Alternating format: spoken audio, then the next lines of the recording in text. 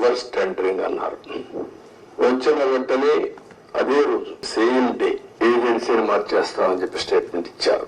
4-5 రోజుల్లో ఇక్కడి నుంచి ఏజెన్సీని వైండప్ చేసి బయట పంపించారు. ఉండే స్టాఫ్ అంతా మార్చేశారు.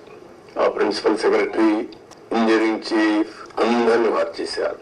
అక్కడి నుంచి ఎవ్వరికి తెలియని వ్యక్తులు పెట్టేశారు. ఇక్కడ 19-20 వరదలు వచ్చాయి. గోదావరి వరదలు వస్తే ఎంత తీవ్రంగా వస్తాయో మనందరికీ తెలుసు. 2 సార్లు వరదలు వచ్చాయి. మొత్తం మీరు చూస్తే దగ్గర డయాఫామ్ వాల్ 4 చోట్ల బ్రీచ్ అయిపోయింది. 35% డ్యామేజ్ అయింది. ఆ డయాఫామ్ వాల్ కాపాడవలసినటువంటి ప్రభుత్వం కాపాడకుండా ఇష్టానుసారంగా ప్రాజెక్టు యొక్క ఫేట్ తో ఆడుకొని ఇప్పుడు మొత్తం ఈ డ్యామేజ్ అయితే ఆ డ్యామేజ్ కూడా కనుగొనడానికి ఒక 1 year పట్టింది.